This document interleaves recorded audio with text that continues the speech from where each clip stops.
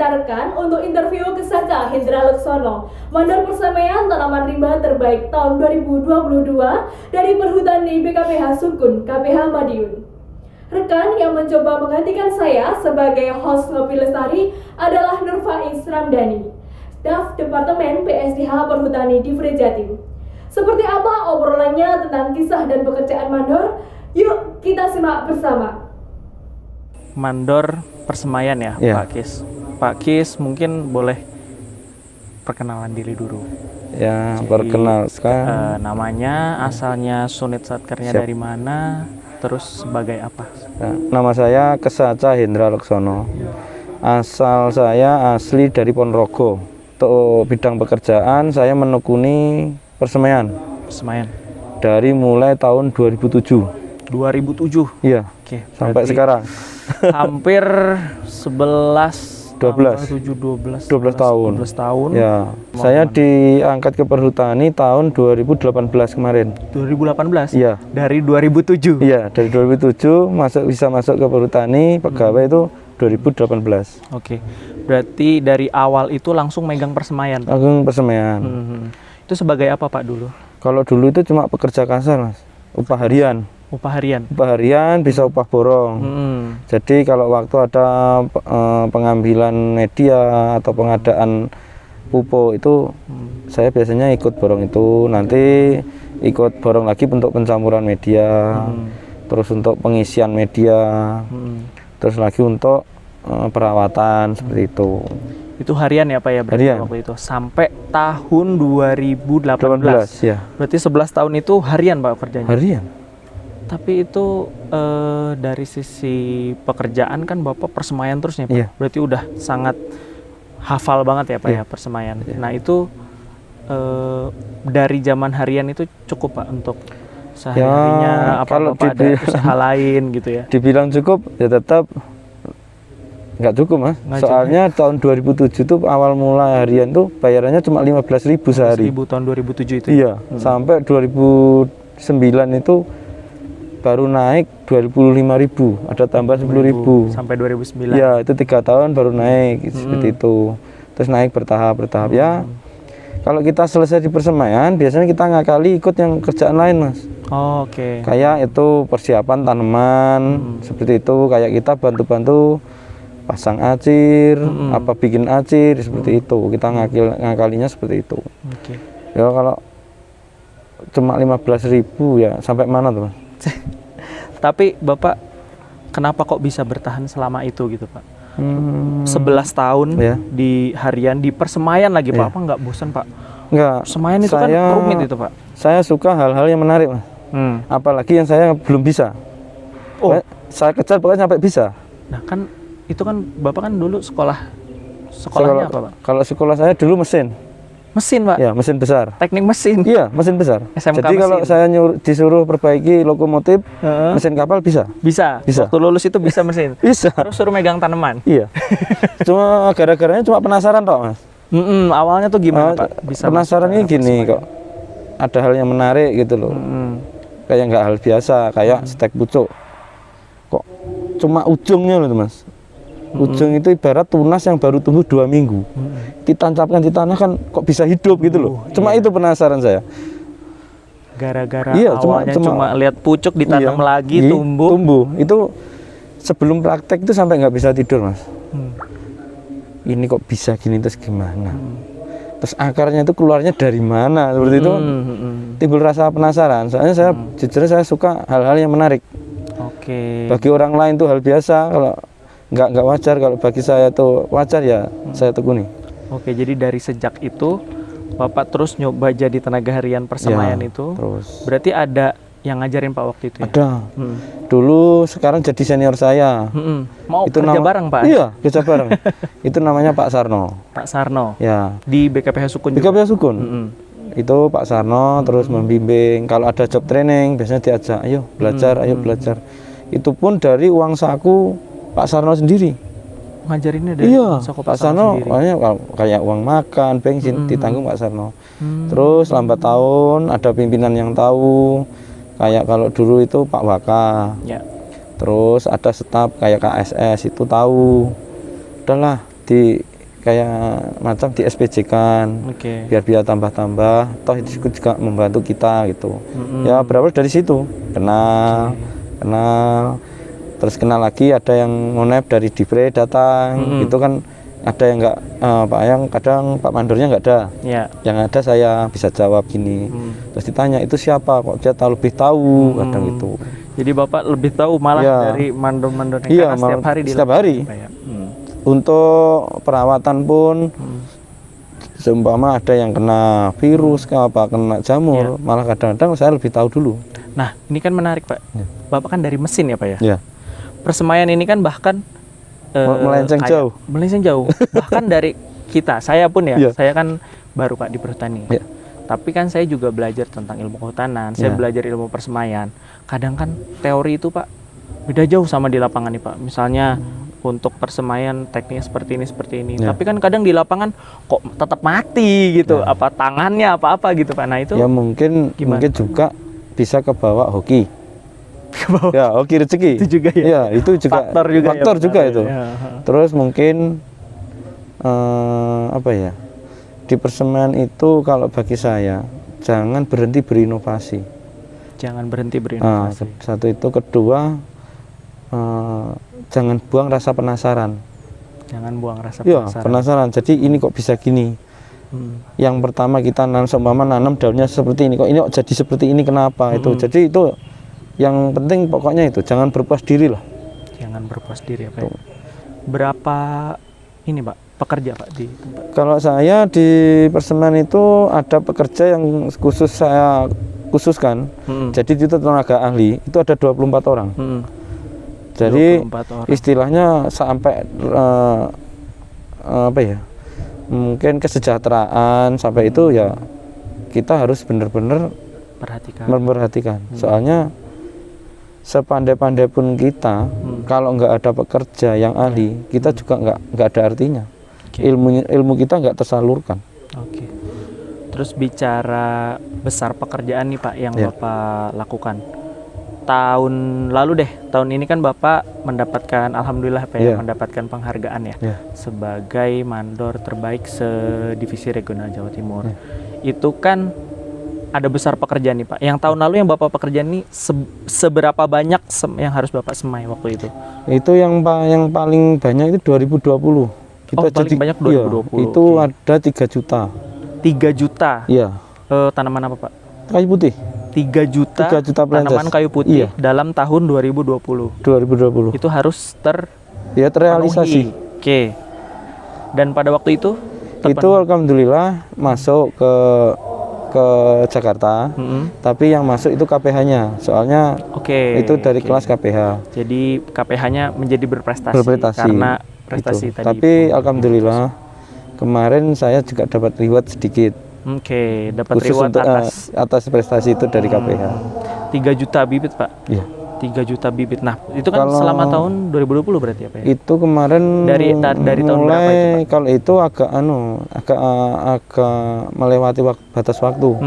Kita mulai itu bulan 3. Kita selesai nanam tanaman terakhir itu akhir bulan 10. Akhir bulan 10. Iya. Berarti dari bulan 3 sampai akhir bulan 10. Bulan 10. Itu soalnya memang dari waktu itu target 3 juta itu lahan belum lokasi persemaian itu belum tertata. Jadi kita itu kan melebihi target. Jadi kita harus membangun tempat baru. Ya. Kalaupun tempat lama gampang. Paling bersihkan, tanahnya diratakan sudah jadi. Kalau yang itu kan harus, kalau belum rata harus diratakan. Kalau belum ada pematangnya juga harus bikin pematangnya dulu. Terus untuk pengukuran tiang-tiang naungan seperti itu kita kan harus mulai dari awal. Pengadaan lagi. Berarti itu dari bulan 3 sampai bulan 10 akhirnya 3 juta itu 3 juta terpenuhi. Nah, sebelum Bapak bisa akhirnya membangun 3 juta itu kan ya. Itu kan pasti ada proses-proses sebelumnya nih Pak. Nggak mungkin kan langsung berhasil gitu Pak. Karena yang paling sulit itu yang 2019. Oh, 1 tahun sebelumnya Pak? Iya, 1 tahun sebelumnya itu pernah buat, itu cuma 50.000. Itu 50 yang hidup 50.000 targetnya. Iya, itu yang jadi cuma 15.000. Yang jadi cuma 15.000. Itu waktu itu Ya namanya masih pengalaman pertama, jadi kurang ini kurang itu, tapi itu tadi pengalaman yang ada saya aplikasikan ke pekerjaan yang baru. Terus lagi juga harus pinter-pinter, kita punya channel kenalan mas, kayak yang lebih ahli. Nah, syukur-syukur kalau seperti yang penelitinya langsung. Jadi kita langsung dapat ilmunya yang oh pak ini tempat saya gini, paling ditanya nanti mas ketinggian air lautnya berapa, terus suhunya bagaimana, seperti itu. Waktu itu akhirnya yang Bapak dapat tahun 2019 itu yang salah apa Pak? Kan tempatnya sama tuh Pak, 2019 kalau yang salah itu sama 2020. Ya, kalau yang salah itu pengaplikasikan saya itu saya menerapkan JPP di kayu putih, ternyata kayu putih nggak mau. Tuh. Di part apa, di bagian apanya Pak? Itu dari mulai pengambilan bibitnya, metode penanamannya, metode penyiramannya, metode pencampuran medianya, komposisinya. Disamakan dengan JPP. JPP itu seperti apa ya? Ya masa-masa kelam lah. Ya sampai dimarah-marahi itu.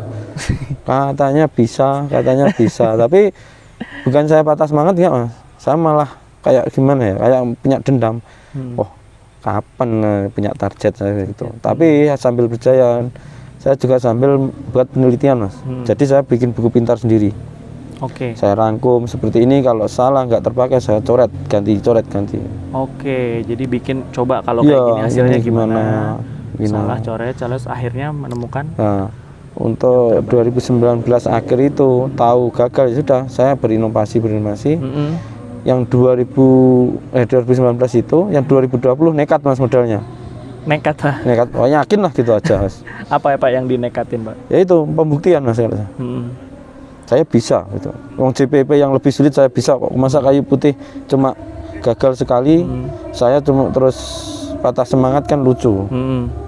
Satu bibit ini buat gambaran ya mungkin teman-teman ya. Perbandingan. Satu bibit itu satu polybag kecil itu ya, Pak, ya. Satu polybag kecil itu satu pelances ya namanya ya, Pak, satu pelances. Nah itu kita harus menghidupkan itu satu itu dibilang satu bibit itu satu itu ya, satu pelances. Nah ini 50.000 dulu ya. 50.000 itu kan berarti berapa bedeng Pak itu? Itu 50 bedeng. 50 bedeng ya. Ya Satu bedengnya itu 1.000. Bedeng itu satu bidang satu kotak. tanaman, satu kali kotak, 5 itu isinya 1.000. Itu 1.000. Kalau 50.000 berarti 50 bedeng. 50 bedeng ya. 10, 20, 30, 40, 50 bedeng. 2019. 2020 ya. Dikasih target 3 juta. 3 juta, coba bayangin kamu punya duit 50.000 tiba-tiba lebih dari tinggi dari UMR Jogja. 3 juta ya kan. Itu nggak pakai nawar-nawar, nggak pakai pikir-pikir saya. Iya Pak, saya cuma gitu. Modalnya nekat. Padahal gagal tahun sebelumnya kan. Iya. Kalau gitu ya nggak tahu ya. Kadang pribadi orang itu sendiri-sendiri. Kalau saya sekali gagal, bukannya nyerah, malah tambah penasaran. Saya kejar sampai manapun saya kejar. Oke Pak, tapi kan sebenarnya kalau minyak kayu putih itu kan udah ada job trainingnya, udah ada lainnya. Nah itu Bapak ada bedanya nggak? Ada yang Bapak tambahin nggak dari? Biasanya ada inovasi sendiri ada. Soalnya prinsipnya lain persemaian satu tempat dengan yang lain itu mesti ada perbedaan. Mungkin dari sini kalau diaplikasikan ke Madiun juga nggak mungkin. Ya. Tetap itu pasti ada perbedaan, ada perubahan. Benar. Mungkin ya perbedaannya nggak terlalu signifikan, tapi di akhirnya itu terlihat nanti endingnya.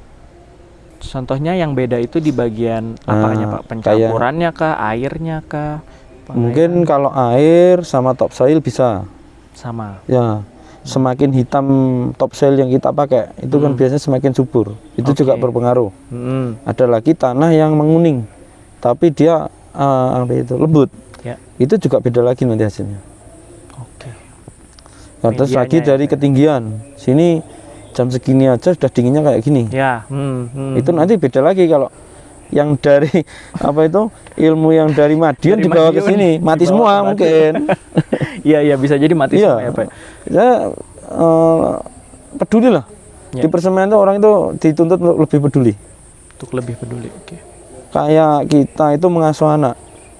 Pagi-pagi sekali sebelum pekerja datang, saya sudah keliling Mas. Bawa kalau perlu bawa senter jam 5 pagi. Ngecekin tanaman. Ya, senteri satu-satu. Dari mulai yang awal nanam sampai terakhir hari kita nanam. Kenapa harus jam 5 pagi Pak? Nanti itu untuk ini pengarahan ke tenaga. Oke, ya. Itu kayak ibaratnya enak kan kita mau nap sendiri pekerjaan kita. Ya. Oh, ibu-ibu 2 orang ke sana tolong ini, ibu yang 2 orang ke sana tolong ini. Oke. Kita kan di situ nggak cukup cuma nyuruh gini-gini, tapi kita harus tahu keadaan. Ya. Ini ya seumpama kita bagi berapa blok. Oh, blok sini ini ternyata terlalu kenyang air. Oke.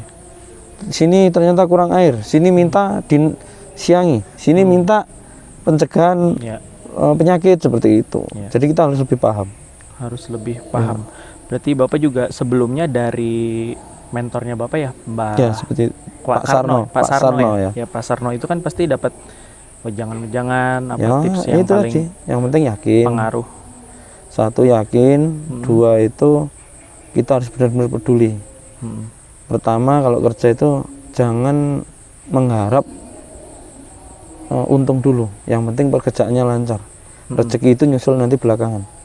Toh kalau itu persemaian kita nggak jadi, kita sendiri juga yang rugi kan. Iya. Kita harus menambah biaya lagi. Hmm. Toh kalau sudah biayanya lancar, ya alhamdulillah ya seperti ini. Iya. Ada lagi nanti baratnya dari kantor tuh ada istilah ucapan terima kasih seperti itu. Oke. Ini kan Bapak kan sebagai mandor yang mendapatkan penghargaan tahun ini ya, alhamdulillah ya. Itu kan pasti punya sesuatu yang lebih kan ya. Nah, tapi kalau dari sisi teknis kan tadi Bapak sampaikan ada hal yang berbeda.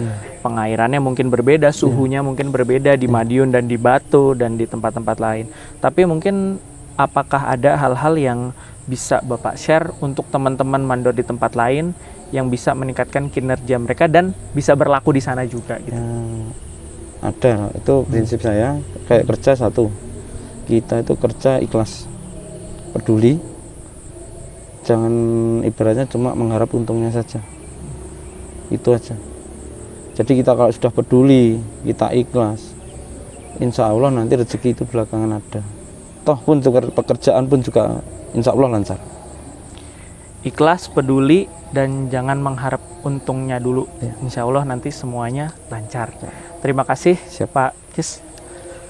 Semoga kedepannya bisa mengikuti jejak Bapak yang mandor-mandor lain. Mungkin juga kita yang muda-muda juga bisa belajar. Ya pokoknya jangan berhenti bermimpi lah. Jangan berhenti bermimpi. Teman-teman Ngopi Lestari, selamat sore. Terima kasih.